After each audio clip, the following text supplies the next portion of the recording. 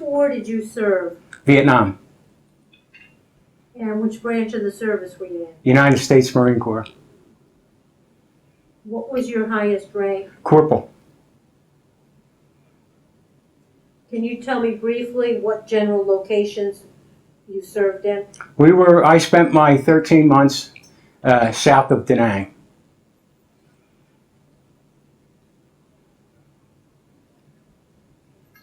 Jim, were you drafted or did you enlist? How did you get into the service? I enlisted. Do you recall where you were living at the time? I was living at home with my family. And now it's in Pennsylvania? In Philadelphia. Philadelphia. Do you recall the date? It was the beginning of February, 1968. Early February. Why did you enlist? I didn't really enjoy school. And everybody in the neighborhood and friends everything was talking about Vietnam, everybody. Every time you pick up a newspaper or listen to the radio or TV, it was Vietnam, Vietnam, Vietnam. And at that time, that year, my older brother, Jack, 2 years older, he was in the Marine Corps Reserve at that time. So I wanted to be a Marine, just like my older brother, and I just didn't care about school anymore. I wanted to go to Vietnam. That's what I wanted. Once you enlisted, where did you go for boot camp? I went to Paris Island. Can you tell me what that was like? It was hot. Spent all day getting there, got off the bus. We got there when the sun was going down, whole bus load. And that's my first encounter with a drill instructor, getting on the bus. And made us, get off the bus in 1.5 seconds at once and stand in these big yellow shoes, all, in a formation, facing him and the other drill instructors. How did you guys do? All right. I didn't know it at the time, but boot camp was great for me. I tell people to this day that I love the fact that I graduated Marine Corps, Paris Island. I'm very proud of it. But at the time, it was tough. All of us. What was it like? What kinds of things did you do? Well, first I went to all-white school. I never really been around anybody else but white guys and white girls, and so that was my first, encounter with black, Oriental, Hispanic, Northerners, Southerners, just a bunch of everybody, different people, and I like that. I was very comfortable getting to know other people, Americans, like I never had before, and glad I did. What kinds of things did they teach you? Everything. When we first went to Paris Island and set us up in a Quonset hut, gave us all our gear and all, I never shaved. I was 17.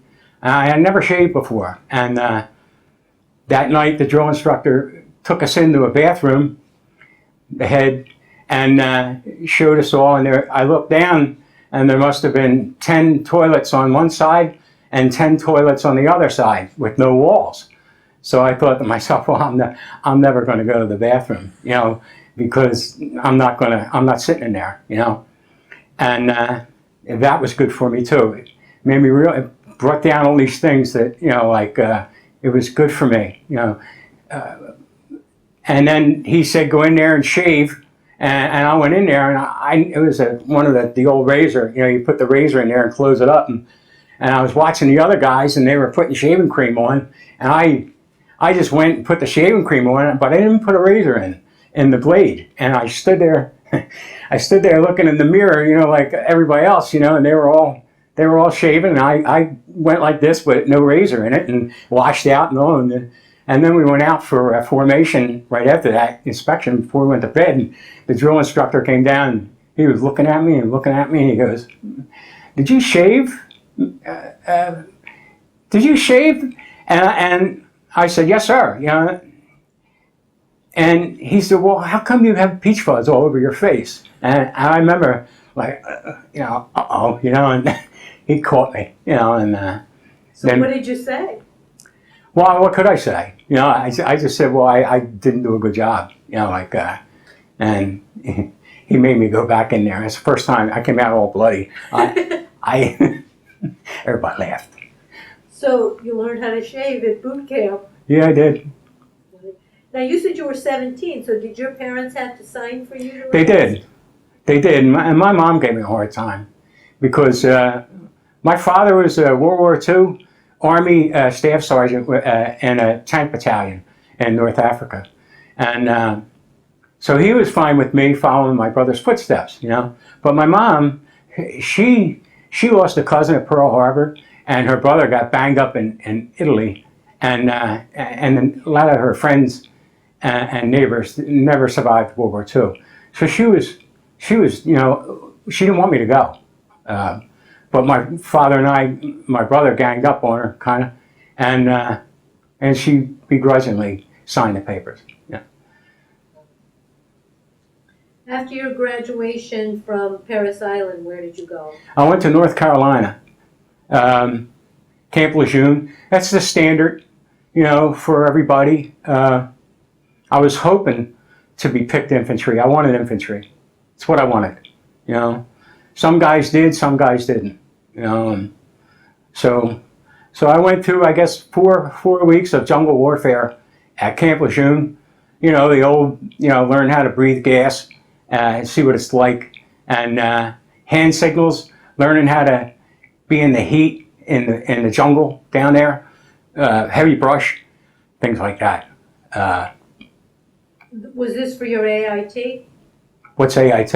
Advanced Infantry Training? Oh yeah, okay. How long were you at Camp Lejeune for that? 4 weeks. And that was it. Where did you go after that? Now I had a 30-day leave, and then they told me to report after 30 days to Camp Pendleton in California, which I did. And on the 30th day, my family went down to the Philadelphia International Airport and with me and sent me off. And I arrived at Camp Pendleton and stayed there for a couple more weeks, more drill, and get ready for orders. And Did you know at the time that you were probably going to Vietnam? no, nobody did. Nobody knew where they were going at that point.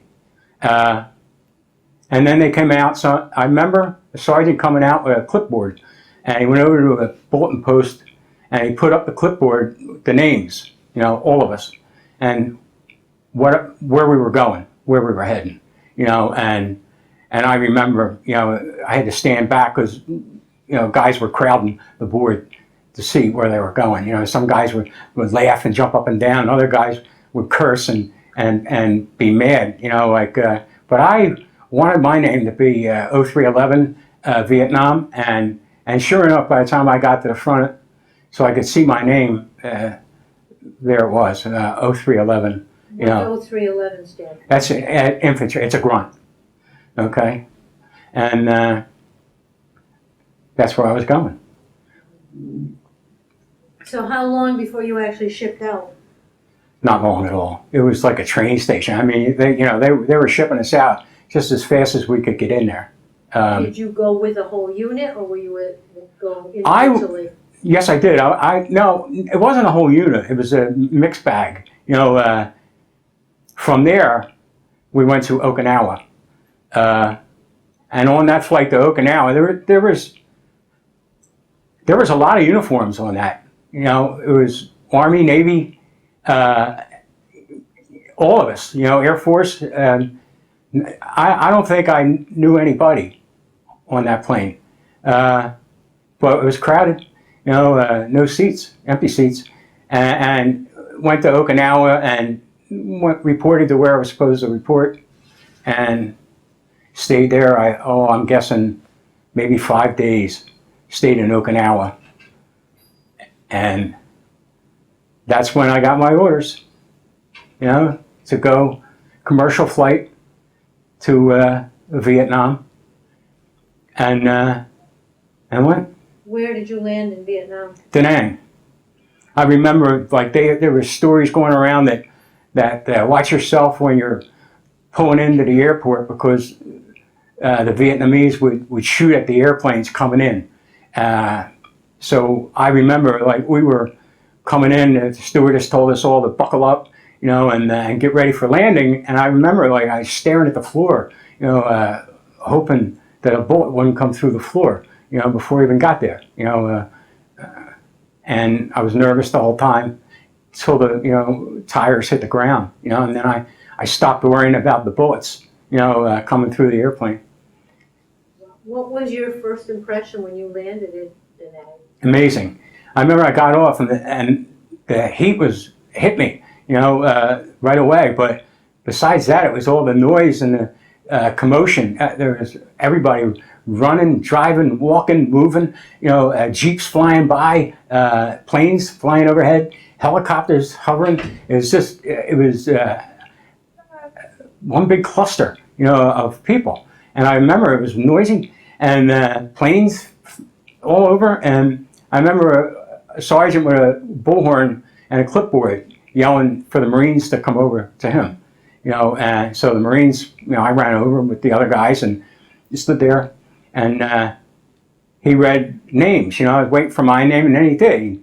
He called my name, and he told me to go stand certain circles. Different guys, different circles, and there was 10 of us in our circle.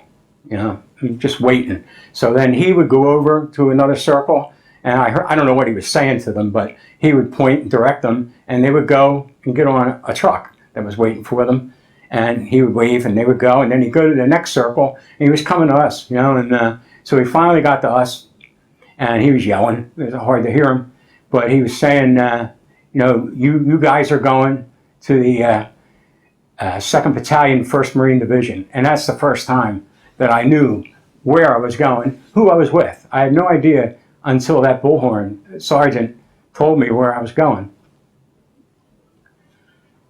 And you didn't know any of the other guys? No. So you were really going as a replacement with all these other... That's exactly right, yeah. I didn't know any of them, So once you got on the truck, where did you go? Well, actually, we didn't get on a truck. He said we were going to get on a helicopter right away. And he pointed to the helicopter, and rotors were going. And he said, I want you to go over. They're going to take you to Phu Bai. You're going to Phu Bai. So the 10 of us ran, ran, got on the helicopter, and the helicopter, just took off. And we were flying up, and we were going to Phu Bai, wherever that was. I had no idea where that was. So it was, I'm going to say, a 25-minute ride by helicopter there. And we got down on the ground, and we ran off the chopper, and there was nobody in the camp. There was a camp with, I'd say, maybe five guys in it, So we were standing there, and the chopper took off.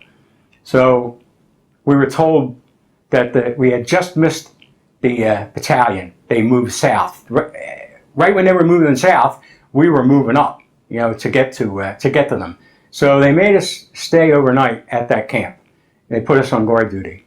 We're going to do something. They're not going to just lay in the empty hooches. So they put us on guard duty that night, and that was my first night, in Vietnam, like kind of by myself. I was with another guy, but there was 2 of us, and they spread it, 2, and I just remember how hot it was, how hard to breathe, kind of, and we were whispering to one another, like, my God, it's hot, and that was my first, sundown in Vietnam.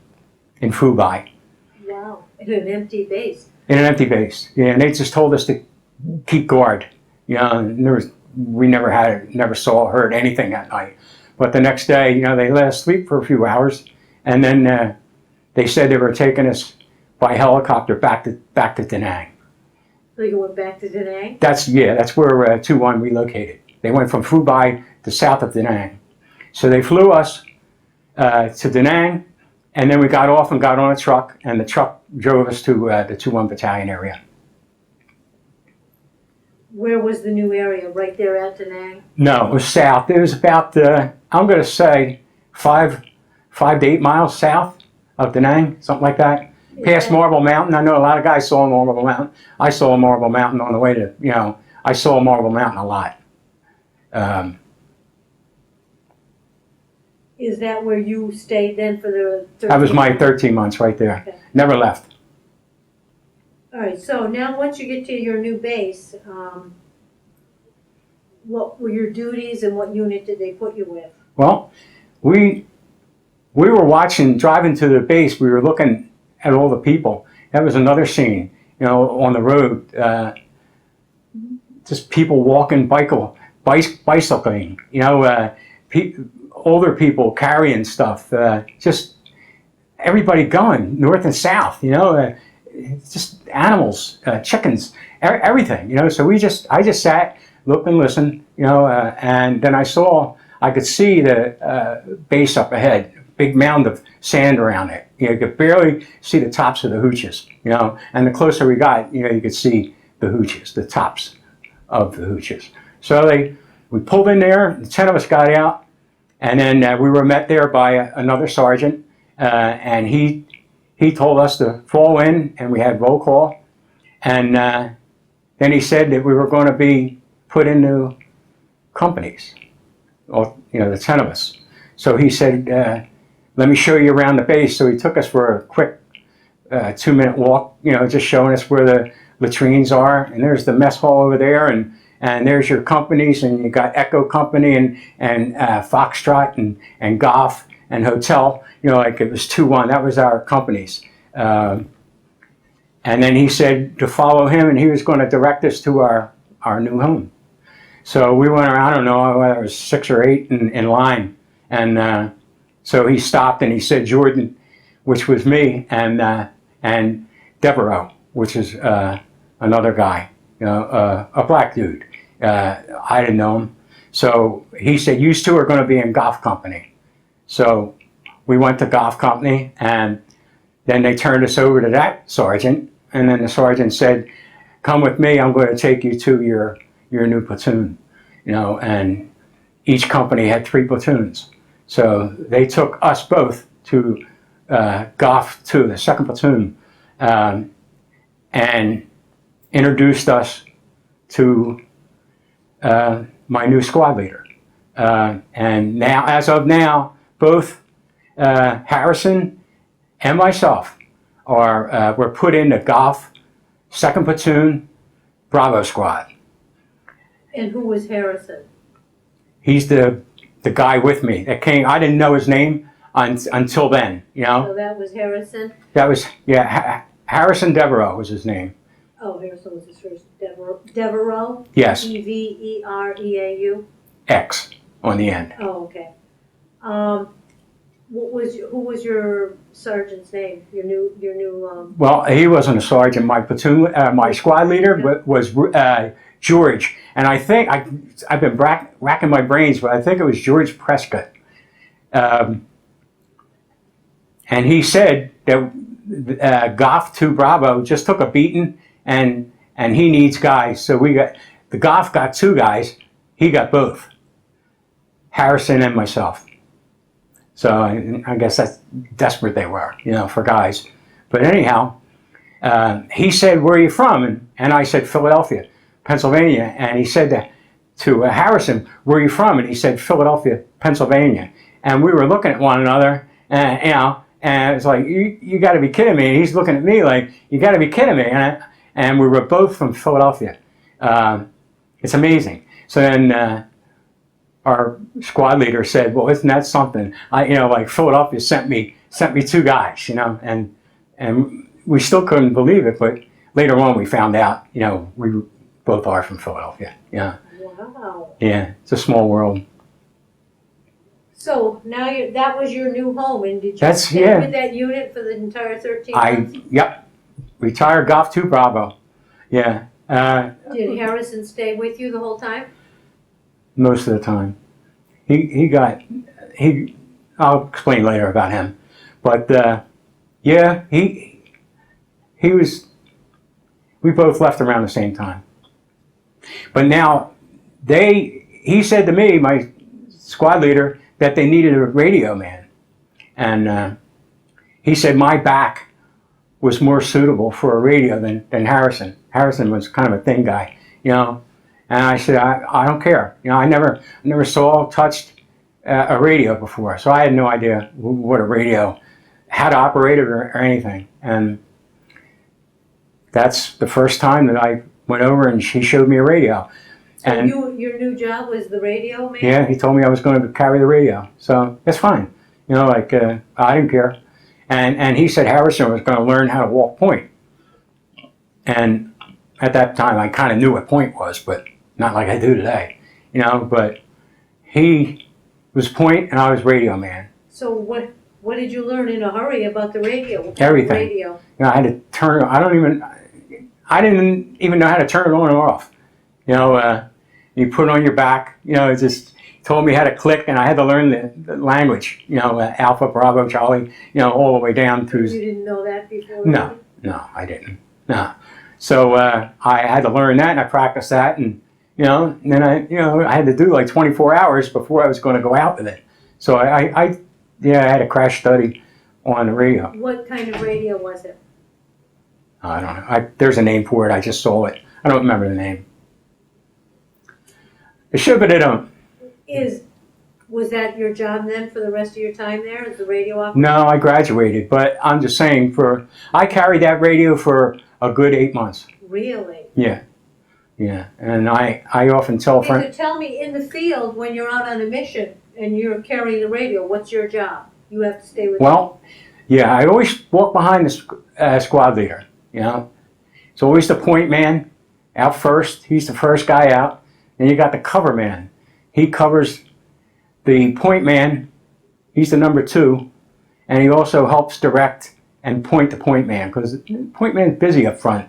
You know, you're looking and you're studying for wires and mines and pits and you name it. So it's easy for you to forget where you're going, you know, lose track. So the cover man kind of like tells them you're moving a little bit to the right, you're moving a little bit to the left, you know, like, and kind of helping him navigate where we're going, you know.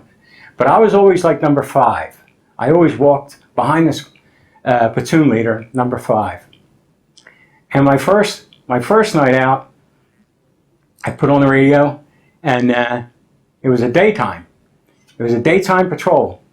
And we went out, and I just remember thinking that, you know, the guys are going to rely on me if something happens. You know, don't just stand there. You know, I was thinking to myself, you know, like, make sure you're ready for the radio. You know, call who you got to call. You know, like we were Golf 2, I was Golf 2 Bravo.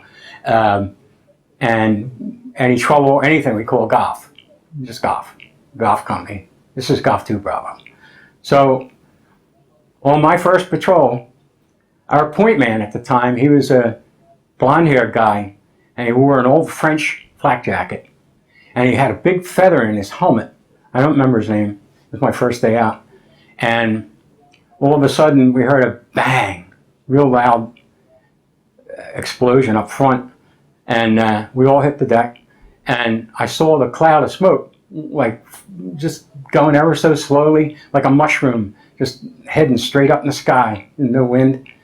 And we all started waiting for incoming. You know, I'm waiting with my radio, you know, like waiting to be told what to do.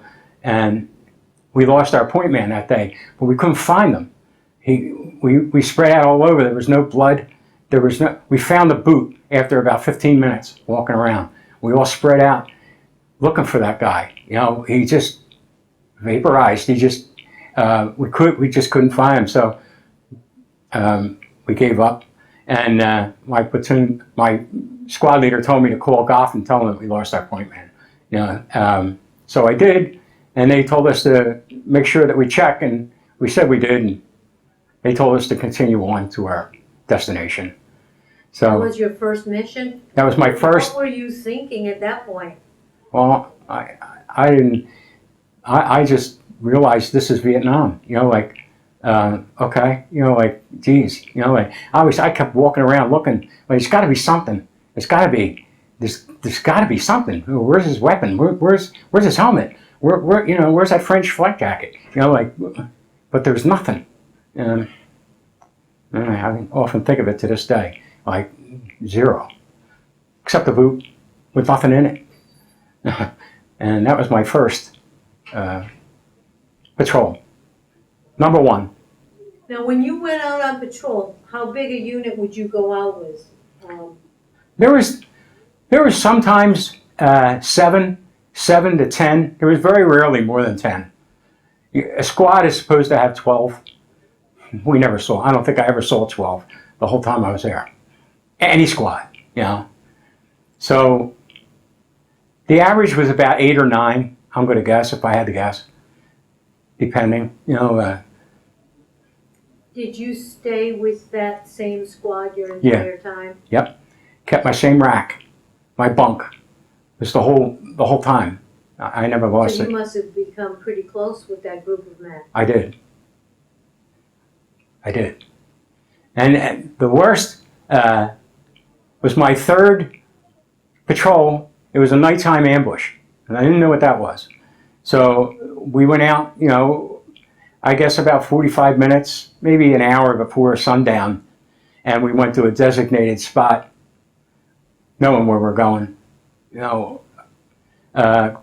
2 miles away, and we would walk around in a circle. Like I liked being a radio guy more later, but I found out where we were going, when we were leaving. Well, you know, like I knew it before anybody. You know, like and then the squad leader would say, "Okay, there's our spot," but we wouldn't sit down in our spot until the sun went completely down. So we would actually walk around in one big circle, knowing when it's time, when that sun goes down. You know, like and it's completely down.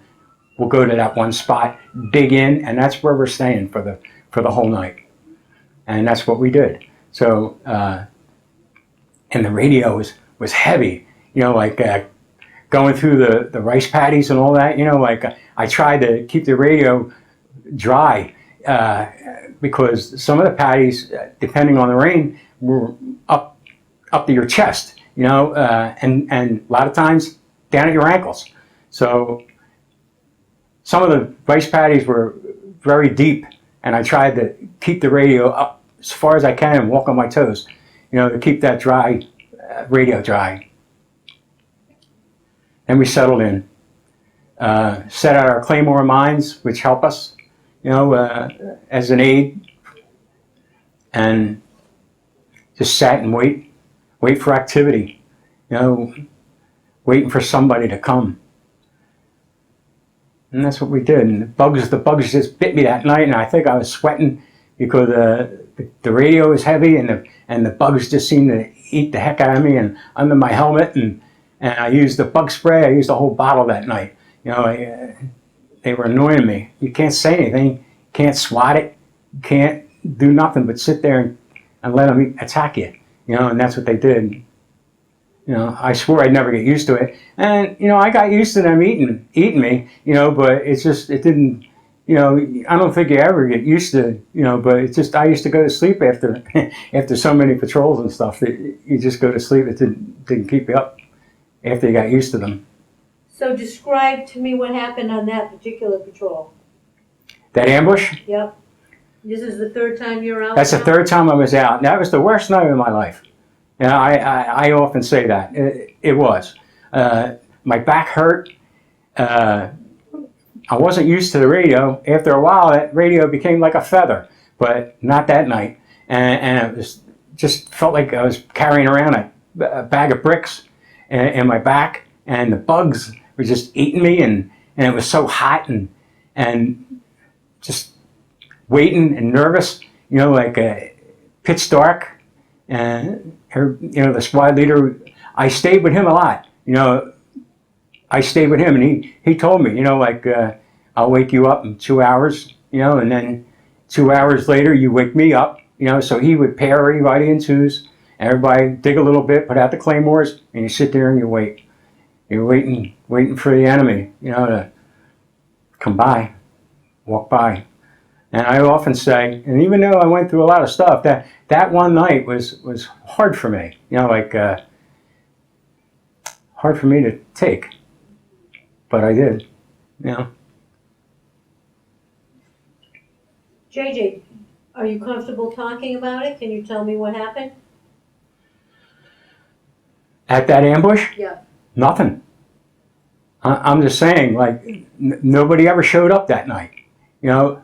Nobody strolled by, you know, but I just remember I couldn't sleep, you know, like, and it was just so quiet, you know, and you hear the bugs, sounded like an orchestra of bugs, you know, just.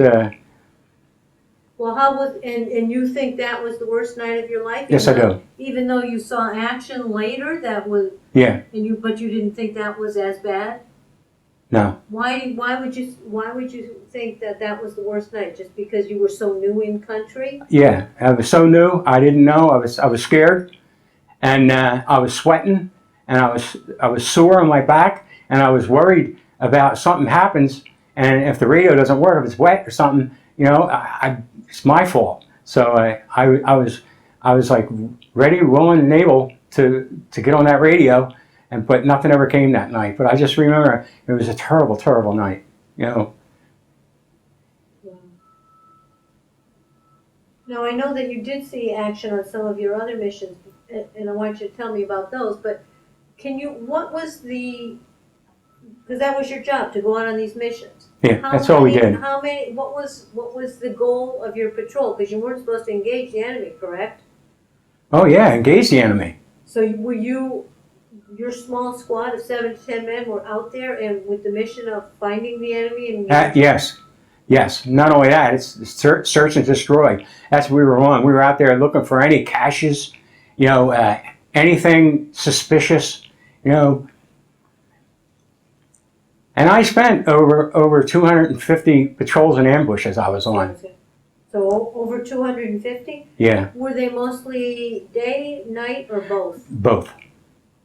You never knew from one day to the next whether you were going out on a day, whether you're going out in the afternoon, whether you're going out at night for the night. You never knew till that day.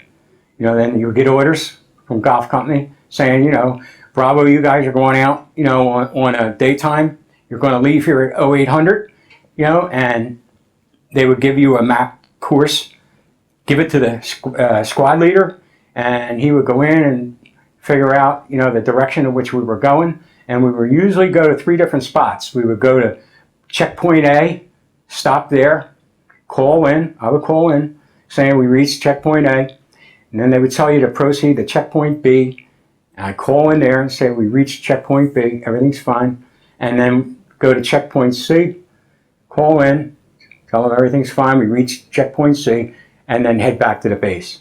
Sometimes those patrols would be 3.5, 4 hours, sometimes 8. You know, it all depends on where they tell you to go and what time you're going. Well, how often what was the ratio of you go on a mission, then you come back, do you get days off in between? There were no days off. Oh, so No. Every day it was. Yeah, that's what I'm saying. I spent 13 months in Vietnam. I was in the hospital for a month. So, and then I did over 250 patrols and ambushes. So you were on patrol almost every single day? Yeah, that's correct. All of us were. Not just me. Was that typical? Very typical. It was golf. You saw Foxtrot going in their direct. We each had our own direction. Golf had this section. Foxtrot had that section. Hotel went north. And Echo went south. You know, we each had our own. So every time we went out in the same direction. It's not like we went out and did a 180 and went that way. We had our, believe me, I got to know the geography around where we were very good. We were going to the same, not the same places, but in the same local area all the time. And you knew after a while whether it was going to be all rice paddies or it's going to be deep jungle, you know. and hilly, because they sent us all over. So there was different, gear that you needed for different sections of the country. Wow. Now, I know you received a Purple Heart, I know you were wounded, I know there were other times you were in combat. Can you tell me about some of those missions? My first firefight was a daytime. And it's the first time I heard a AK-47 bullet over my head. I never heard an AK-47 before, but they were spending over my head, and we all hit the ground. And I didn't know it at the time that the radio, I couldn't reach up and fire back. I didn't know that laying on my stomach, which I was taught to do in North Carolina, was not what I should have been doing, because the radio would come up to the back of my helmet, and I couldn't, every time I raised my head to fire my rifle, I couldn't, because the radio was there. And I laid there that day with my face in the sand, and I remember thinking I was like a turtle, and I couldn't get up, and I was worried that Charlie was going to come and just put a bayonet in my back, because I couldn't move, I couldn't, and then we fired back and forth, and that's when my platoon leader, or squad leader, told me, "Hey, JJ, that's the normal procedure around here. Either Charlie will walk into you, or you'll walk into Charlie. They'll open up, or you'll open up. You'll fire at them, they'll fire at you, and they'll run away." That was their MO. That's what they did. And I remember telling him I couldn't get up, I couldn't fire, and he told me I should be wearing a 45. I didn't have a 45. They didn't ask me to take a 45. So he took off my helmet and banged all the sand out of it, and put it back on my head and said, "I'll get you 45 when we go back." So, but that was my first encounter with Charlie. Nobody was wounded on either side. It was a quick hit and run. And so that was my first one. Did you get a 45 after that? Yes, I did. Yeah, and he told me I should lay on my side. Like go down on your knee. But I was always taught that was that first bullet I heard over my head. I did what I was told. Hitting my chest. So that was lesson number 2 about the radio. And okay, I got it. And then I went on from there. But that's all we did was patrol, and the ambushes. We came back in the morning after a night patrol, and we went to the mess hall. I thought the food was great. Them guys used to tell us, like, if you guys want anything, we'll cook you eggs any time of the day, whatever you guys want. And they did. They cooked us eggs and treated us real nice. Nice. I just remember telling them guys, like, you go through this all the time? Is this normal for you guys? And they said, you'll get used to it, JJ. That's all right. Did you get used to it? I did. Even in the beginning, like, sleeping in the compound, like Charlie would shoot a couple mortars in just to let you know that they're out there, and that's how bold they are. They come so close. But I remember, like, I scared, and these other guys are just rolling over, like it was nothing. Like, don't worry about it. Wow. And I got kind of callous like that after a while. Everybody does. It's just. What happened on the mission where you received your Purple Heart? That was right before that. We went out. I'm skipping a lot here, but after 8 months, they asked. Don't skip. Go back and. Okay, going back. We were out on a nighttime. I'll skip a lot, but I don't want to skip Bob Hope's show, which was in between. But we were at a bridge, guarding the bridge, and every other month or something they would put it there. It was kind of like a rest and relaxation for the guys to protect this bridge. You did nothing, You went out at nighttime, but you didn't during the day. You just swam, in the river there. Not everybody, but But a truck pulled up with a whole bunch of soldiers with new uniforms on, Marines, and they told us to get in the back of the truck. We were going to go to Bob Hope's show, and the new guys took our spot on the bridge. So we thought, are you sure you got the right squad? We're Golf 2 Bravo, and he said, yeah, it was a colonel. He had papers in his hand. He said, get in the back of the truck. And we jumped in and we had our weapons. We don't leave our weapons. So we got in the back of the truck and we were like, even if he's wrong, just shut up. We'll go. So we went to the Bob Hope show. But it took us too long to get there. We had to go through checkpoint, and they didn't like us taking our weapons with us on the truck. But the colonel showed that we had a pass from I don't know who. But the colonel would argue through every checkpoint, and we got there way late for the show. You missed the show? No, but we were there halftime, whatever. But we finally got there, and the colonel said, "You're not allowed in with the weapons. Leave them there, and I'll sit here with your weapons, guys. Go ahead in." So we went in, but we were in the back, and you couldn't see nothing. I couldn't see Bob Hope, couldn't. And they had gigantic loudspeakers. We could hear what was going on, but there were so many people standing that we were in the back. Forget it. We couldn't see nothing. So we decided, let's go call home or something. So, okay. So we ran over to where they had signs on poles saying telephones, free phones today. So we went, and but the line must have been 2,000 in each line. So we went to the MPs and we were saying, look, we're only out here for like an hour. No way, they weren't. We were trying to butt in the line, no. So now what are we going to do? So we figured, well, let's go get some booze, let's try, because we were Marines and we were not allowed to purchase any liquor, and it was right at Christmas. So we went over to the PX and we were asking guys walking by, like, hey, would you get us a couple bottles? We had no money. We never carried any money with us when we were outside, the hoochers, because we didn't need any. So we had a problem. We had no money, and we weren't allowed to buy. So, but we kept asking people, and they would walk by like something wrong with us, And then finally, we got this Air Force guy, and we circled him, 8 of us, and we were saying, hey, look, we're only here for an hour. They're only letting us stay. We don't have any money, and we're not allowed to buy liquor. We sure would like some, And the Air Force guy said, I'll buy you 2 bottles, and we were like, really? And he was like, yeah, and we were like, this is great. So we picked 2 of our guys to go in there with them to pick out the liquor that we wanted, so, and don't lose them. So we went in with the Air Force guy, and we were all standing outside. What kind of beer? What kind of liquor are they going to bring out? I don't know. Wait. So they came out, and the Air Force guy came over with the bag, and he said, here you guys, Merry Christmas. And I remember, we all thanked him and shook his hand. And people thought we were hurting them. Other soldiers were walking by, looking at us. We looked like we were picking on the guy, but we weren't. We were just thanking him.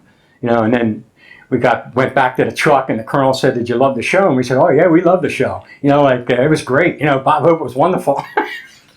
And we got on the truck, and when we went back, the truck pulled away. We took the soldiers with them, and then we had our little Christmas party. Thanks to that Air Force guy. Wow. But anyhow. So tell me about some of the other missions before your injury, because that took you out of the war. No, but it was the last night I was on radio. We were out on an ambush, and I was with my squad leader, Roger Moore was his name. And we were all out there dug in, and he was with me in our hole, just me and him. And he told me, wake him up every 2 hours, and he'll do the same to me. But I'm going to say it was 3 in the morning, and Charlie walked right in on us. Didn't hear a thing, didn't see nothing. It was pitch dark, no moon. And they opened up fire. We opened up fire first, and they shot back, and they hit Roger right in the neck next to me, and his blood was squirting all over me. So he couldn't talk, obviously. And I got my bandages, and I put the bandages around them. And the other guys were fighting back. They saw me, taking care of Roger.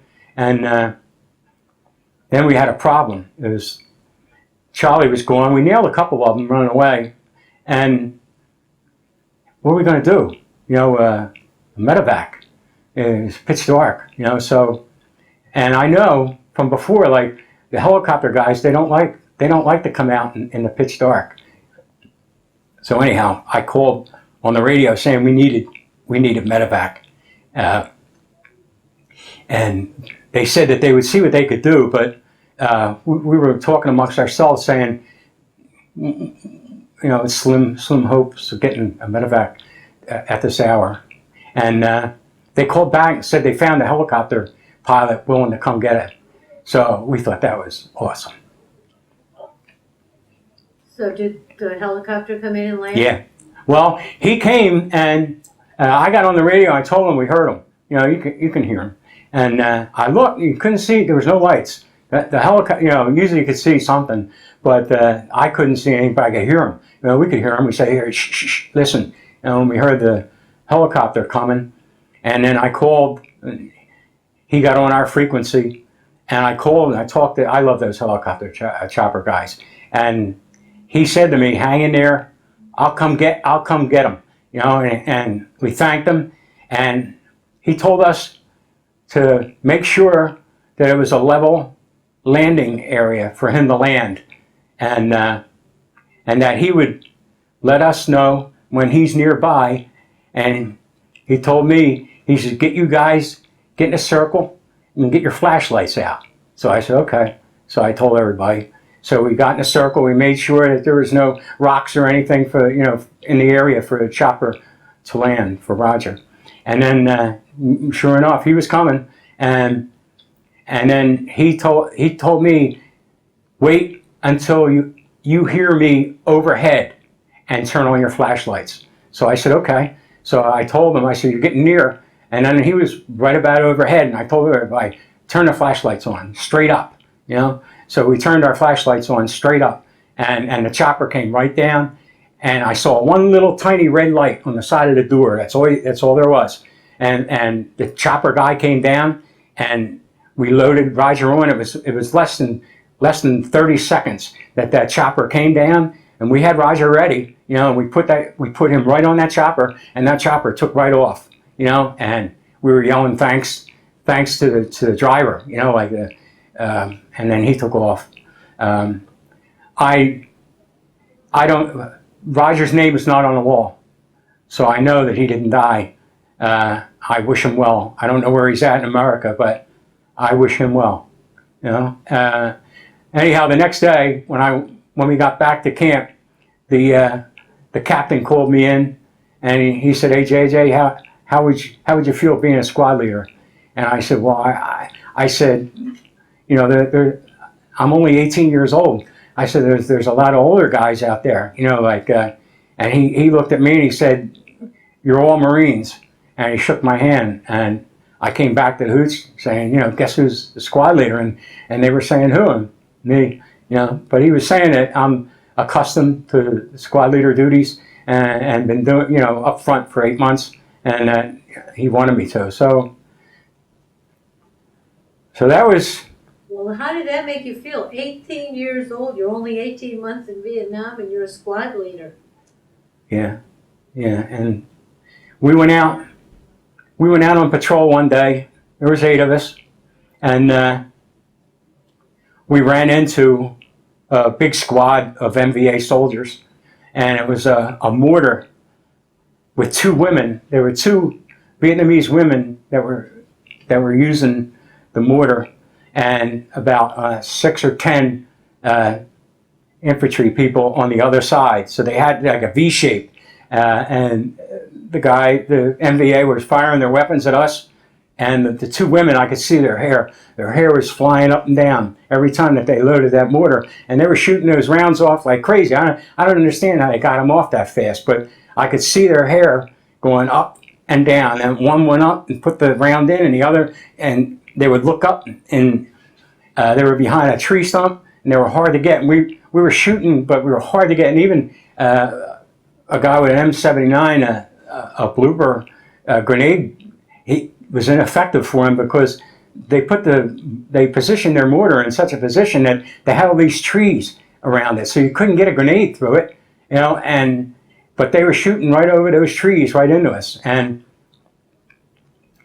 we split up. Half of the squad I told to take out the infantry guys, and 4 of us went charging that mortar, and we charged those girls, and we had a hard time getting there, but we got there. And now all of a sudden the mortars, they were just throwing in. They weren't even directing an arm and directing the mortar anymore.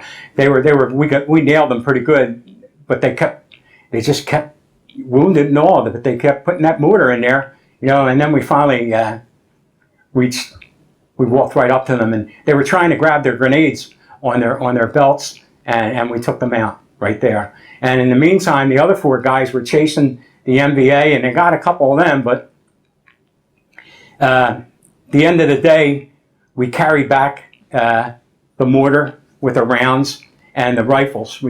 There was 4 North Vietnamese dead. None of us got hurt. And we went back to base, turned in the enemy equipment, and they made me do a statement about what happened. Well, right after that, a couple of weeks later, had a newspaper guy come looking for me from Stars and Stripes, asking to talk to me. And he asked me to come outside and talk to him. So he had all this paperwork in it with him. And he said, "Are you James Stewart?" I said, "Yeah, I am." And he says, "Do you know that you've done over 200 missions and you're still 18 years old?" And I said, "No." I said, I never counted. I didn't even know that they counted them, but they did. Somebody did. And I said, "No." And he said, "Well, you did." And okay, it was news to me, And then he wrote an article in the Stars and Stripes about that day, about those women, about that mortar, and it was kind of, the guys gave me a real ribbon for that, unmistakable ribbon. And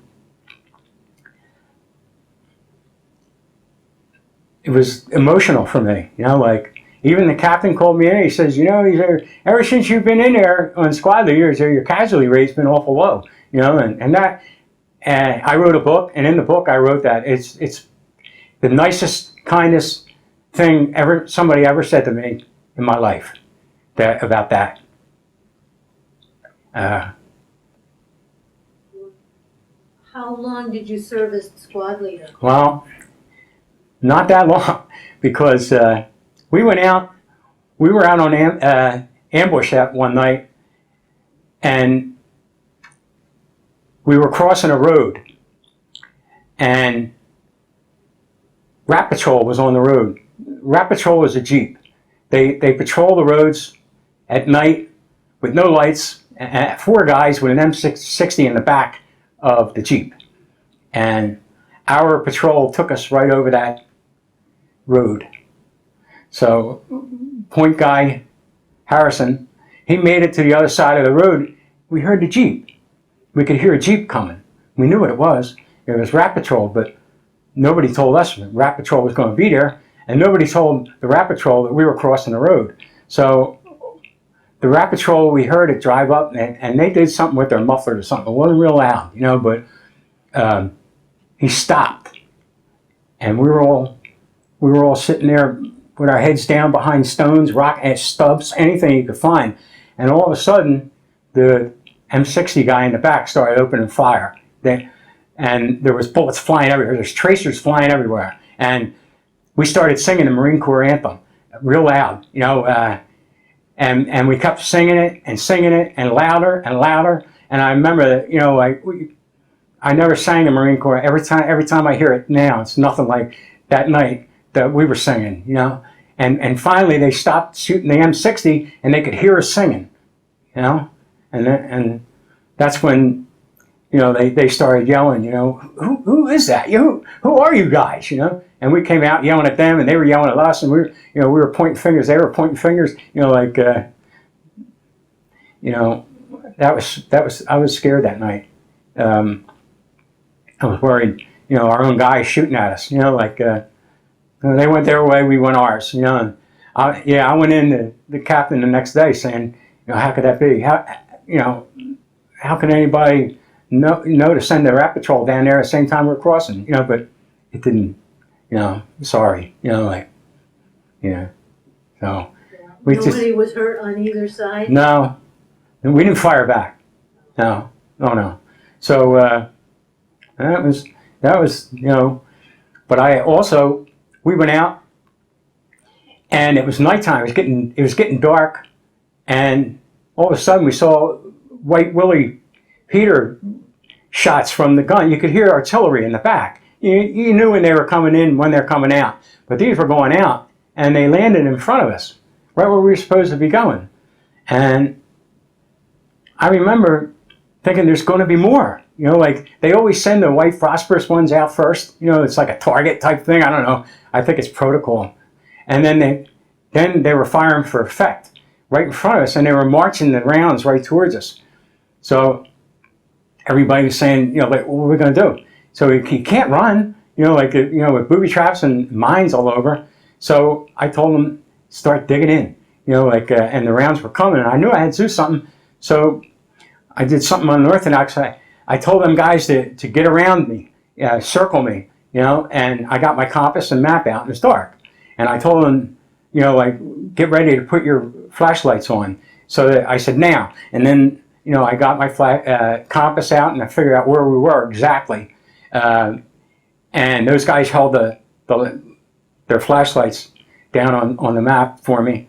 And then I called in, and I told them real fast, where we were, because I wanted to cut through all the paperwork. I wanted to tell them where we were, tell them to stop firing the rounds now, And the rounds kept coming closer and closer, and I heard guys just start saying, Our Father, and stuff like that, and then everybody was saying prayers, and I'm just digging as fast as we could, But the rounds were coming right at us, and the shrapnel was flying all over in the trees, and you could hear the shrapnel hitting the trees to the left and right of us, and behind I could hear in the mud, and then finally it ceased. I don't know, maybe 100 yards from us, maybe closer. It stopped, and we were all just laying there, tired from digging for a minute and a half as fast as you could possibly dig. And then so that was twice in a row you were almost killed by friendly fire. Yeah, it's true. Yeah. And then again the next day I went back to the captain. I said, come on, man, not like that, but sir, we have a problem, sir.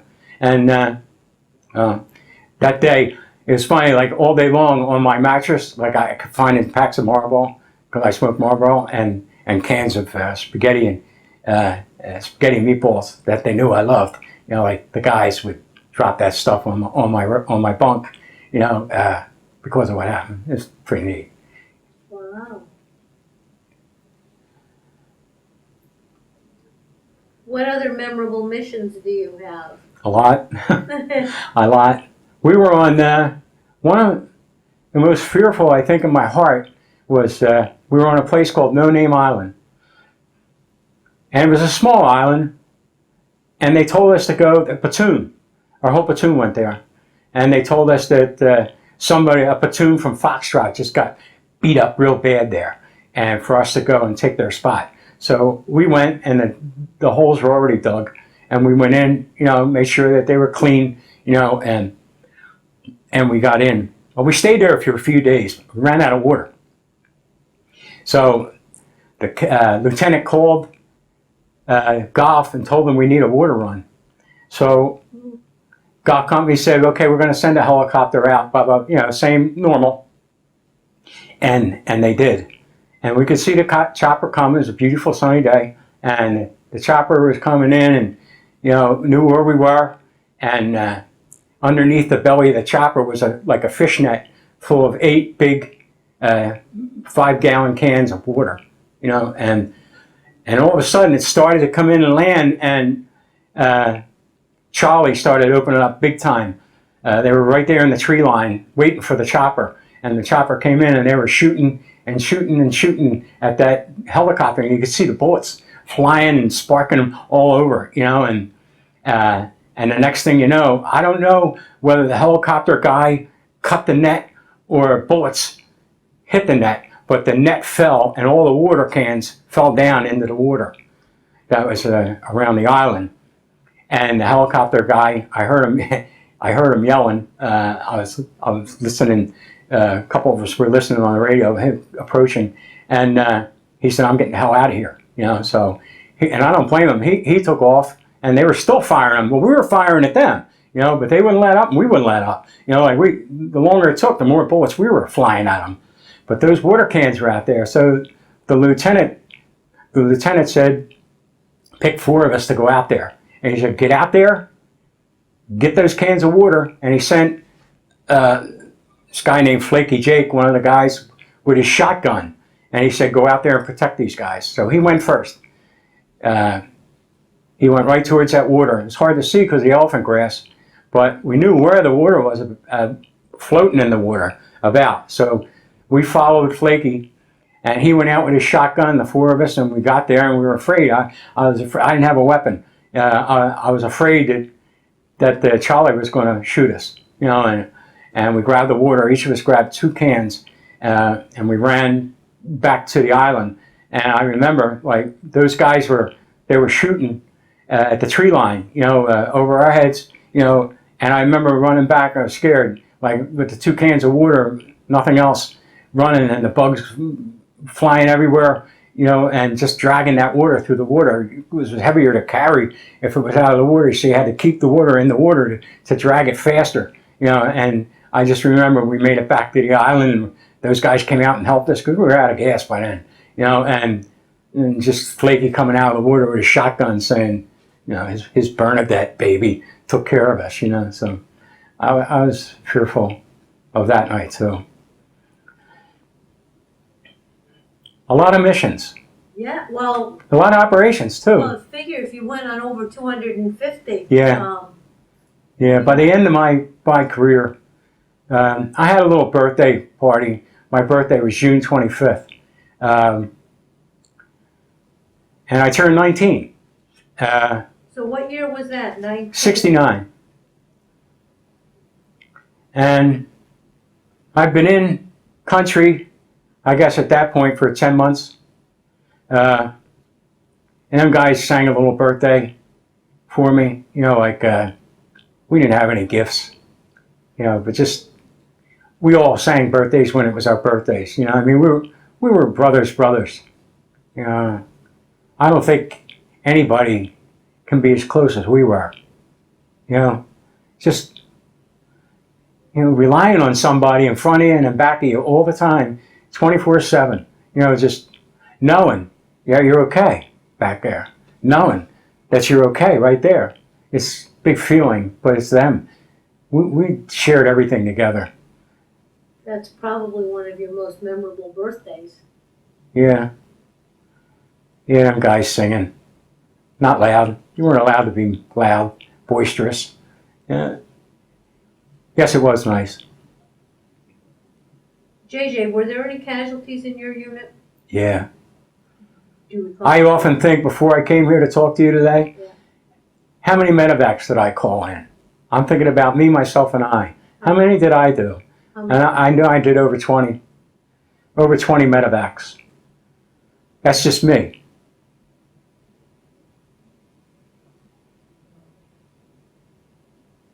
We had two confirmed guys, brothers of mine, that are no longer here. It was hard putting those guys on the choppers. It's difficult to put your brother on, say goodbye, he'll be all right, you'll be okay, and then pull away. The worst part was pulling away, watching that chopper take off, listening to that chopper. To this day, I could hear a chopper 8 miles away. I hear them coming, I never look up. Certain things from Vietnam, when I first went home, with my kids, taking them in the woods and seeing cobwebs, used to freeze me. Seeing tripwires. I yelled at my son when I was little, stop! Just because of a cobweb. It's certain things, sounds now that, but I know I'm not alone. I know that. But it was June 30th, 5 days after my 19th birthday. And that's when 8 of us went out on a patrol. And I don't know what happened. 5 of us got hit, same time. I still don't know to this day what happened. I think it was mortars. It couldn't have been a booby trap, not for 5 of us to get it. No, so 5 of us were laying there. I got hit a lot in my right leg. I got it in my right arm, my left hand, and the back of my head. And I was awake afterwards. But the radio guy, Tommy, he was out cold. He was laying there out. And the guy, the point man and the cover man were down. The point man at that time was a guy named Ring. His name is not on the wall, so I think he must have made it. They sent him to Japan. The back of his head was completely open. And we only had so many bandages, and there was 5 of us, so we ran out of bandages. And I was fearful for the 3 guys left. So what were we going to do? We were in a tree-lined area, so there was no chopper that could get to us.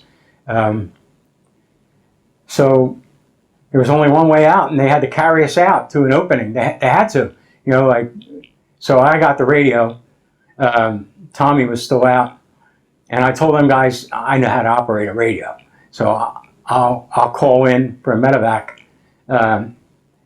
So I called in. Those guys knew my name. They knew my voice, and they were saying, who got hit, and I gave them my initials, Juliet, and they said, that's you, JJ, and I said, yeah. So they said, well, how bad are you guys? I said, well, there's 5 of us down, there's 3 of us left. I said, we're not being attacked, at this point, but I was scared, like they were going to charge us, whoever. But they asked for our coordinates, and I couldn't move, but I could handle a radio, and a rifle. I told those guys, if you prop me up, I can carry a rifle, and handle the radio. So that's just one job that they didn't have to do. So one by one, they carried me first out with the radio, and they found an opening, and they put me up against a tree trunk, and put the radio in my hand, and a rifle across my chest, and then they went back, and I kept talking to Goff, telling him, where we were, and I said, take your time, don't come get us, because we're not ready yet. We got to get 5 of us, 4 more out of that area. And it was about 100 yards. So the one guy was on his knee protecting everybody while 2 guys were carrying, one of us one by one out to me, and they laid them next to me, and they were red-faced and out of breath and scared. And then they went back and got all 5 of us. So I remember, like, those guys breathing like unbelievably heavy, and their faces were red as a beet. Getting the 5 of us out was tough, and worrying about them, So we laid there, and the chopper came right in and got all of us, took the 3 guys with us to the hospital. And I remember, like, thanking the helicopter pilot, for picking us up so fast, and like I said, I love those chopper guys. They would swoop in and swoop out and go in harm's way to get us. So we made it to the hospital in Da Nang, and that's the last time I saw Ring. Like I said, I found out later they sent him to Japan, and the other guys were somewhere in the hospital. But I remember they ripped everything off me. They scissored my boots off, everything, clothing. They broke my medal and my dog tag that I had, and a nurse came over, and the nurse said I looked young, and she called a Catholic priest over and said, give me last rites, because I lost so much blood. And I remember looking up at the priest, and he was giving me last rites, and I thought, nurse looked like she was crying, and I just thought, I must be pretty bad, you know. But I don't remember nothing till a day later. I woke up in the hospital. What hospital did they take you to? Da Nang, I was right there, Oh. Da Nang Hospital. And I remember being freezing cold. I had 5 blankets on me, and I couldn't move. And saw a guy in a wheelchair going by my bed, and I said, "Hey, can you please put a blanket on me?" And he said, "Hey, you got 5 on you now." He says, "It's not you, it's your blood." He says, "You know," he said, "Don't worry about it. You'll be okay." I remember just shivering. You know, like I remember thinking, well, I might be okay, but can't you just throw a couple more on me? You know, like. But he wouldn't. And anyhow, I couldn't move. But the guy next to me, to my right, all day and all night, he was yelling about his knees, screaming, "Somebody do something about my effing knees." You know, like on and on. And I couldn't turn my head. I couldn't see him at all. I could hear him, and it was like all night long. You know, nobody said a word. Everybody listened to him yell about his knees. "Somebody, please help me." And I remember I passed out. I just laid there. I listened to him scream 100, 200, 300 times, and I woke up and he was gone. And I could move a little bit. So I moved my head, and I saw some other guy, but his knees were all right, so I knew it wasn't him. You know, and that's when the general came in, you know, came in and took photo ops. He had a photographer with him, came up to me in my bed and put a Purple Heart on me, and the photographer took a photo, general, 1 star, and then he moved over to the next bed, put a Purple Heart on him. They took a picture. I still got that photo somewhere. You know, why I like to say I got 2 Purple Hearts. How long did you stay in the hospital? A month.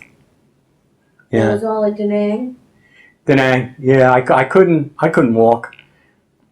And then I went to the wheelchair, and then I went from wheelchair to crutches, and then from crutches to a cane, and then from a cane to walking. You know. Do you have lasting injuries from that? Yes, I do. I didn't find out till the year 2000 that my right leg is full of metal. I didn't know it. You're kidding. No, I had an MRI done. I was a mailman for 37 years, and the year 2000 I had a little problem with my knee, and I went in for an MRI, and they pulled me out of line. They said, "Mr. Jordan, you know how much metal you have in your leg?" And it didn't surprise me, but it surprised me. You know, I knew why it was there. I just thought that they got it all out, you know, in Da Nang, and still in there. I got scars. Did that take you out of the war? No, no. They put those big metal sutures or whatever that, you know, like they could never bring my thigh together. So it was a big hole in my right leg with the big metal stitches. And I skipped a lot about Agent Orange, but I didn't want to go back in the bush because I was afraid that I would go through the rice paddies, which were full of Agent Orange. Agent Orange floated all over them. And I remember they said you're fit for duty after a couple weeks. I was 1 week back there burning crap in the latrines. You know, you're not going to sit around and do nothing.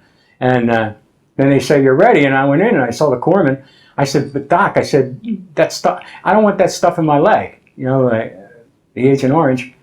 And he said, "Well," he said, "JJ, you're physically, you know, okay to go."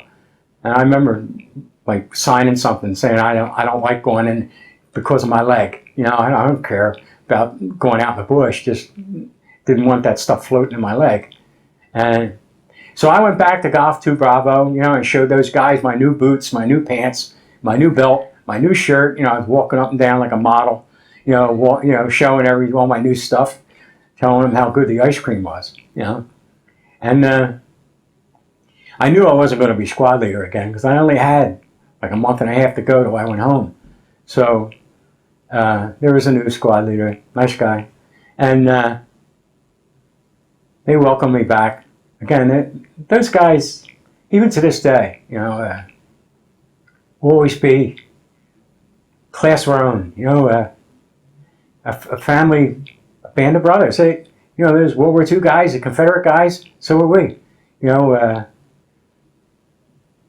But I was wondering where they were going to put me. So they knew I was kind of like almost a short timer. So they put me like number 7 in the back. It's relatively a safe spot, kind of, if there is one. And I was no radio, no squad leader. I was just a grunt, being with the grunts, doing what grunts do. And every time we would go out and we'd have a firefight, them guys would kind of circle me, Make sure I'm okay. So you did your last month and a half in country in spot number 7? Yeah.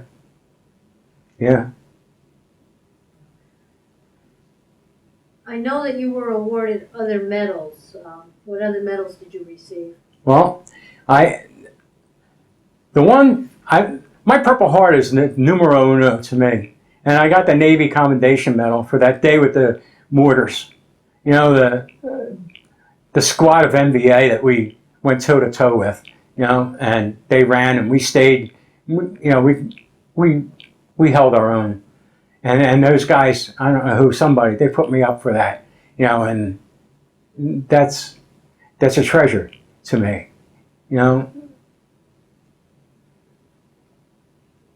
Along with the other stuff, we had the Vietnamese Cross of Gallantry, Presidential Unit Citation for us guys. I didn't get my commendation until I was out of the Marine Corps. I was in the Marine Corps for 1 year, 6 months, and 23 days. I signed up for a 2-year enlistment thanks to my brother. My older brother told me sign up for 2, and if you want to be like in Vietnam a lot, you can always go back. So I signed a 2-year pact.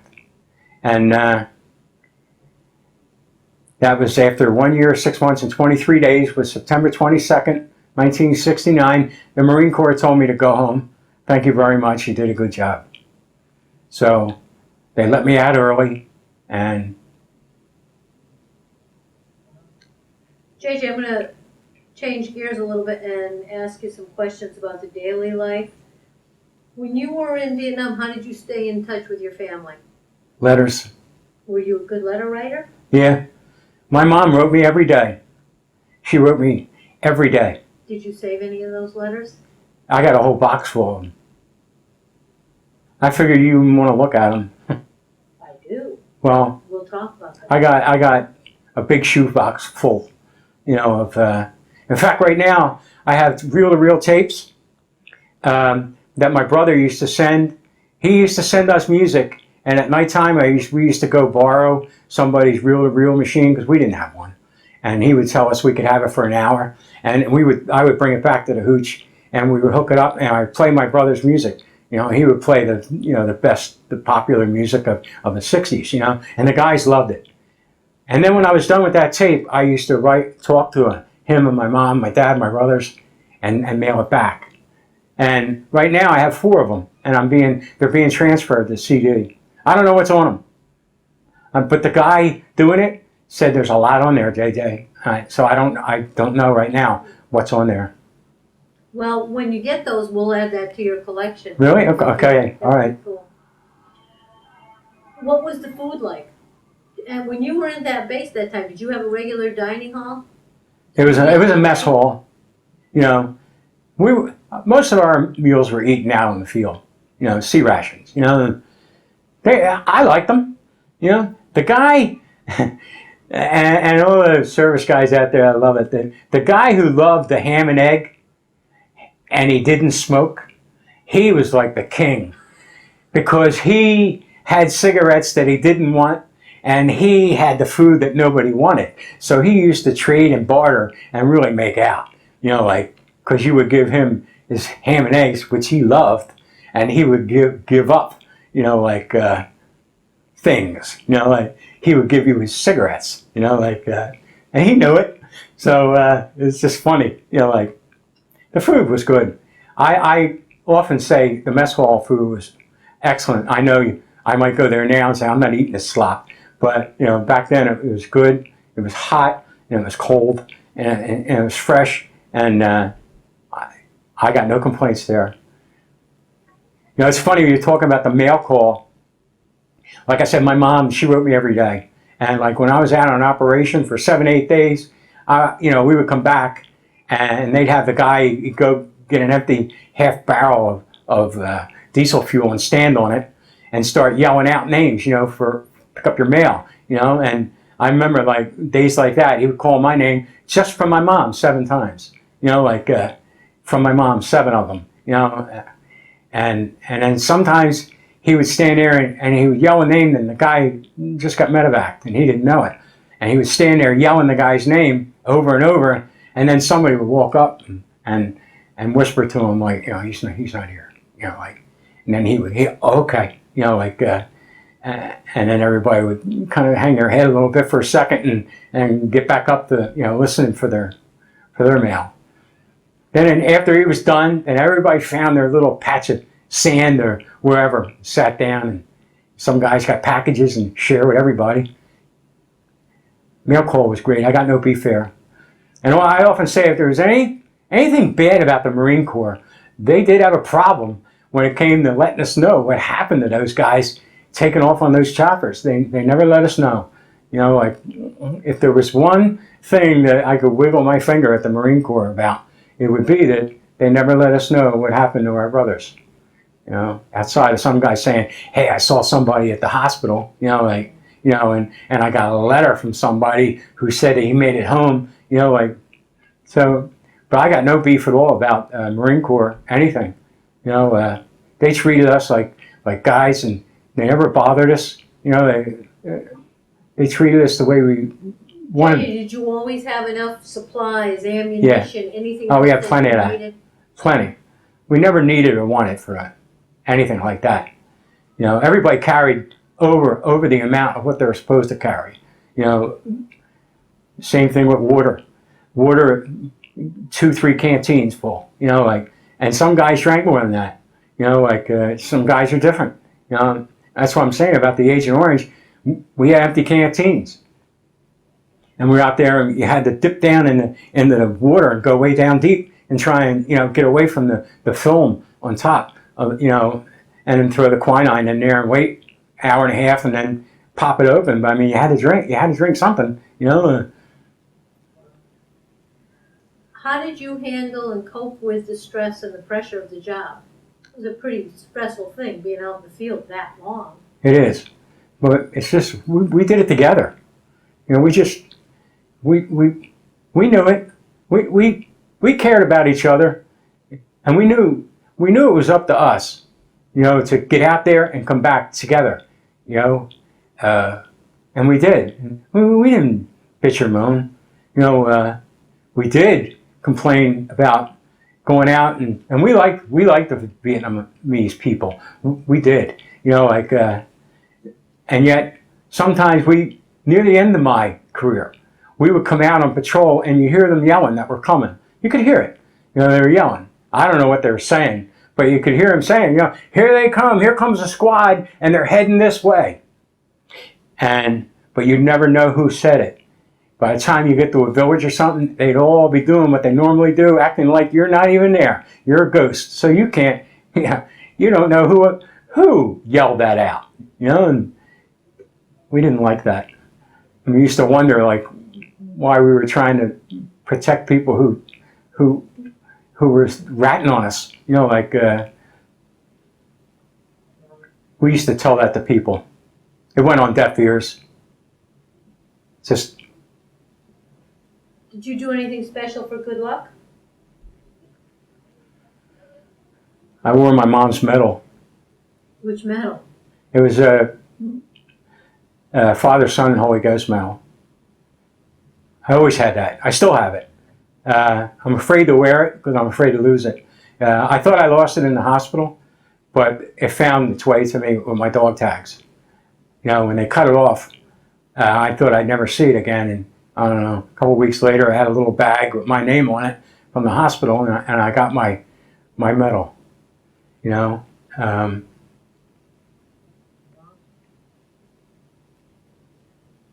When you did have downtime, what did you do for entertainment? like I said, we listened to the tapes with my brother. You know, there wasn't nothing to do. You know, everybody loved to sleep. God, we could sleep anywhere. We could sleep with all our gear on. Sometimes we were coming back after a night ambush, and we'd see a tank heading towards the battalion, and we would wave it down and say, "Hey, would you give us a ride?" And the tank guy would say, "Come on, get on board." We were on board less than 5 seconds, and everybody was asleep with their gear on. Helmets, flak jackets, gear, you know, rifle, just dead out. I remember looking around like, Jesus, God, 5 seconds. That's all it took for everybody to be, you know, and then the tank guy would take us right back in and tell us all to get off.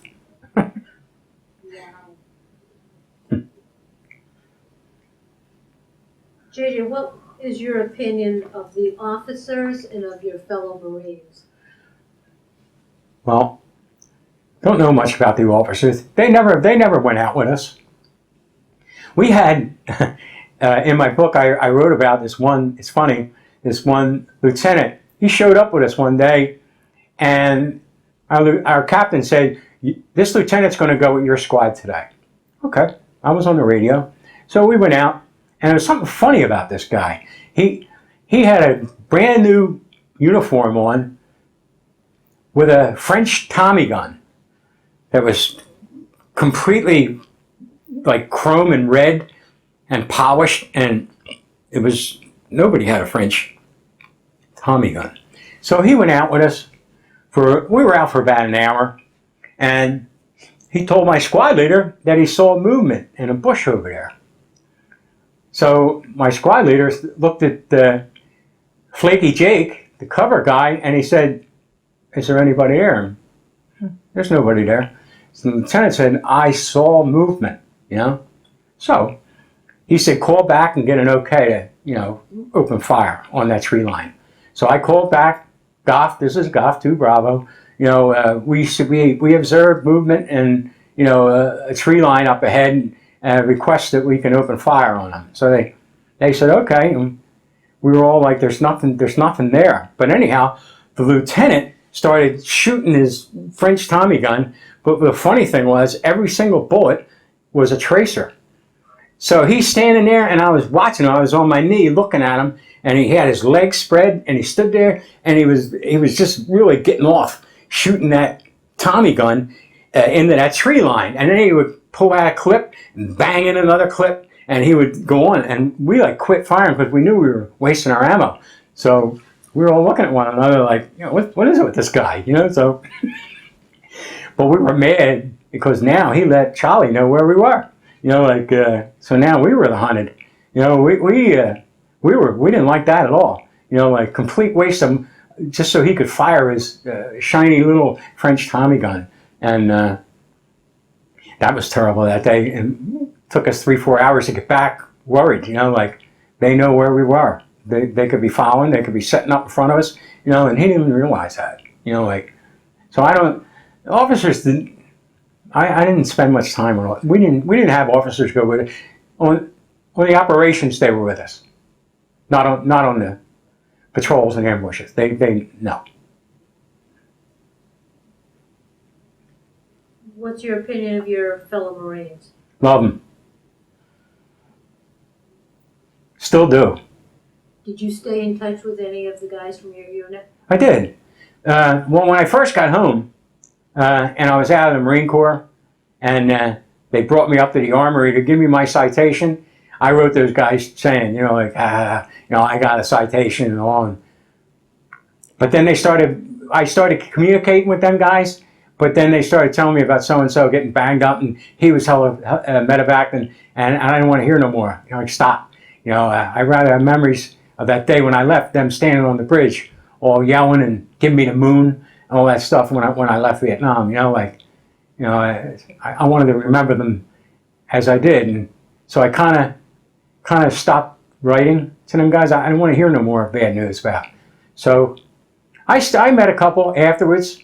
I was real close with a guy in Detroit, Michigan. And I have a photo of him in Nam when he was playing around with a gun to his head. He was, and I still have that photo. And I found out we were writing letters to one another in the States, and he stopped writing.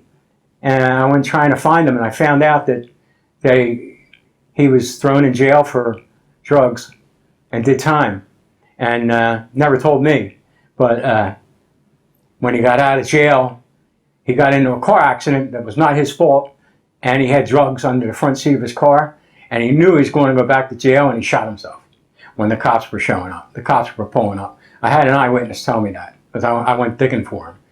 And they said that and it's ironic that I have a picture of him with a 45 holding it to his head. It's just, we talk about that amongst ourselves, like how he actually did it. Yeah, I stay in touch. I converse with these guys. I just met 8 of them since the year 2006. In 2006, Eileen, I went to the Traveling Wall in New Jersey. Okay, now I've taken my kids to Washington quite a few times. Been to the veterans monuments all across the country, Angel, all that. But I went to the Traveling Wall, which was about a 20-minute ride from my house in the year 2006. I went by myself. It was a nice hot day, and I'm walking along, and I know what panel my guys are on, and I go by. I respect that wall. And I just, right in the middle of the wall, I seen these 3 Marines. They were all pinned up. They had pins, hats, patches, everything, Marine Corps. So I just wanted to take my mind off the wall for a moment. So I walked over to them and I said, I didn't have anything on, nothing. So I said, Semper Fi, guys. And they went, yeah, and they shook my hand, 3 of them. And they said, what outfit were you with? I said, I was with the 1st Marine Division. And then the 3 of them started high-fiving and saying, ha, ha, ha, here's another guy claiming to be from the 1st Marine Division. And it hurt. It hurt. I remember I didn't know what to do. I felt sick. But they were all still high-fiving, saying, yeah, all these guys want to be from the 1st. They didn't want to be, that they were with the 1st. And I didn't have my Purple Heart, and I didn't have nothing. I wanted to go up and I wanted to kill them. Or hurt them, and I remember I got a little sick. I left in my truck. I was behind a park ranger. I just wanted to honk the horn, tell the park ranger to get out of my way. I just wanted to go home. It hurt more than anything. And I went home and I guess, I was drinking heavy for 4 days. Easy. And then, like my wife, she didn't want to hear it no more. And my son and my daughter, they didn't want to hear it no more. My friends got tired of hearing me say, how could these guys say that to me? And so I sobered up, and I realized that they were assholes. And I remember that I just got up and I went online and I wanted to find 2-1, and I found them. They were doing a reunion in Houston, Texas, in the year 2006. So I went down to Houston, Texas. I believe it was 2007. I'm sorry, and I met them guys and I joined up, and I ran into a couple guys, and they accepted me, and I told them guys about what happened to me at the Traveling Wall. And they couldn't believe it, and that was the last time I ever mentioned it till today, about that incident. Like when I met those guys at the hotel in Houston, it was it. That incident at the wall was beyond me. It was gone. It was out of my life. Screw you, and now I'm with my other brothers, and it didn't mean nothing. So now somebody could say that to me now, not going to bother me a bit, But I've contacted, now I'm in direct contact with 8 guys in Golf 2. Just went and saw one last week in Kentucky, after 45 years. I picked them out of a crowd, a little bit of gray hair, not going to fool me. They're the same guys, just more mature. I went to St. Louis to meet another guy way up in the mountains. I went to Ohio to meet the Weasel, one of our big time guys. And like I said, just been invited to Idaho to another guy. So yeah, right now there's 8 of us in direct daily contact with one another. They chipped in and bought me the shirt that I'm wearing today. Wow. So do you get together every year? Well, I go to reunion every year. I'm trying to get these guys. It's the money. It's a cost, for guys. Some guys just can't afford it. I went to one guy in Steubenville, Ohio. Supposed to meet him at a golf country club course that he goes to, and the day I went there, he said he couldn't face me.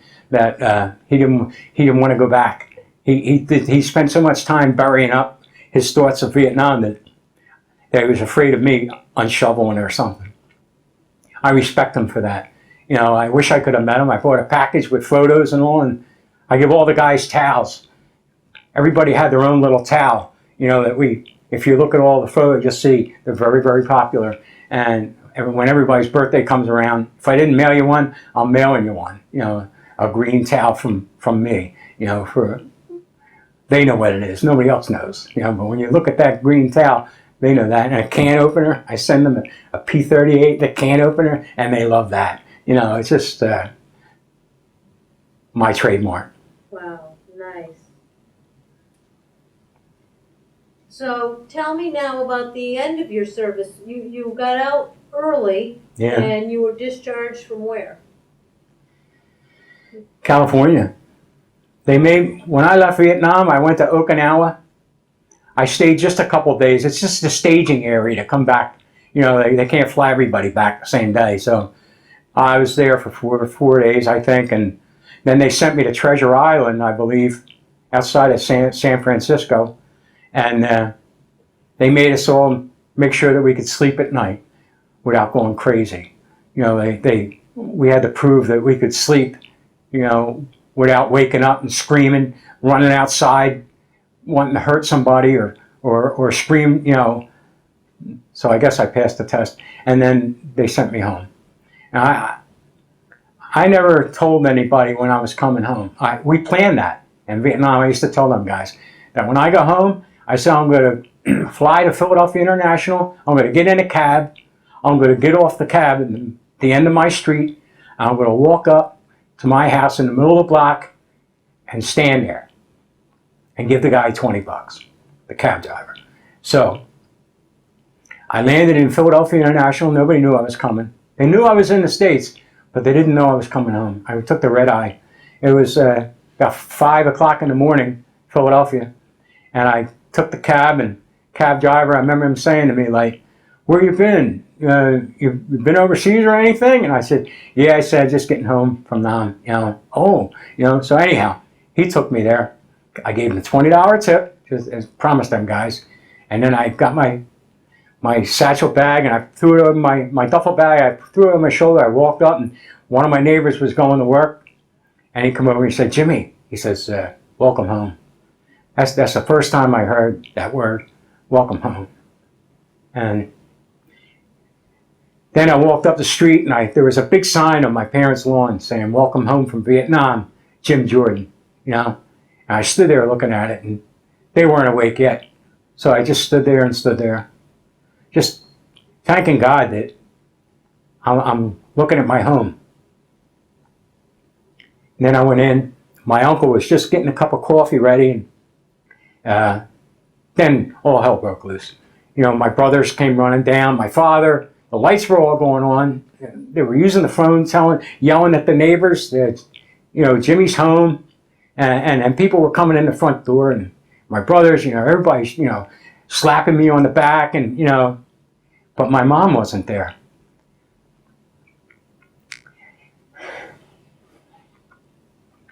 She was the one I wanted to see most. And she was up in the bedroom. So I was fighting everybody off. Like, the neighbors were coming in, wait. And I was trying to go up the steps to see my mom. And the neighbors, my dad's saying, they're here to say hello to you. I said, well, I want to see Mom.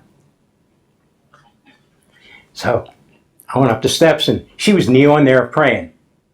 And I stood behind her and I said, "Mom, it's me, I'm home." And she never turned around.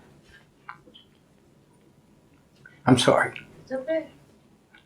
Anyhow,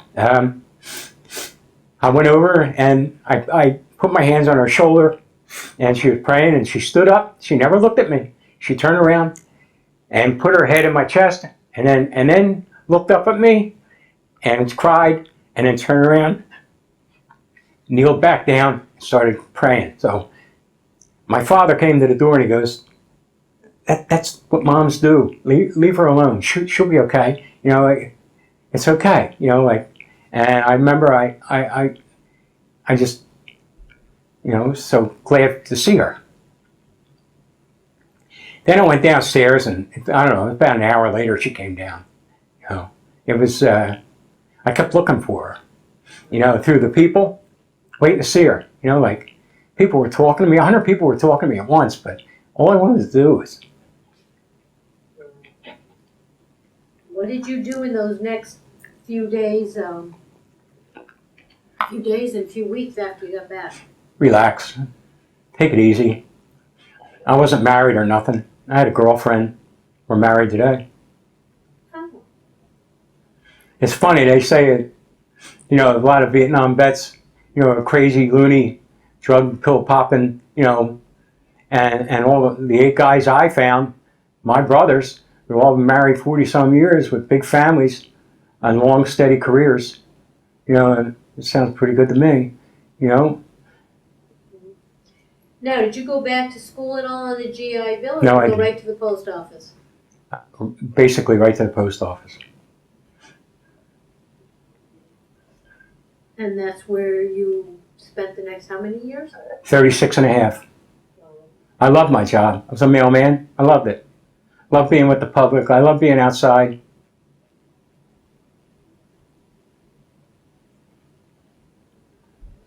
JJ, how would you say that your military experience influenced your thinking about war or about the military in general? Well, I love the military.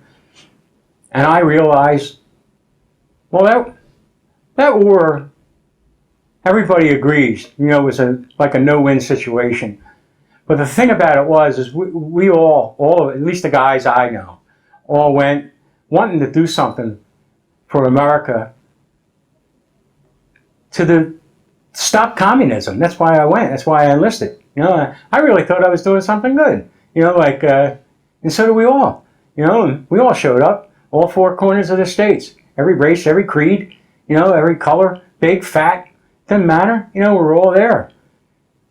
And yet, it just seems like they wouldn't let us.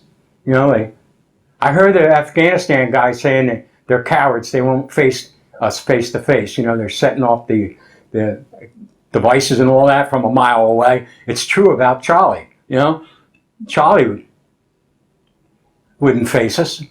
MVA did, but I mean, we couldn't chase them. You know, like, you know, I understand war. War's been around for, you know, a long, long time. And like I said, Marine Corps was good for me. It was good for us. It was wonderful for my life. What I learned in Marine Corps, what I learned with them guys, what I learned about life, respect. You know, everybody has a life. Let them live it the way they want to live it. You know. Did you join any veterans organizations? Yeah, I was in the VFW and American Legion, both of them. Are you active now? I am. I'm a life member in the VFW, and I'm currently American Legion, but I'm going to up that. I'm going to be a life member next year, both for life. I want to be.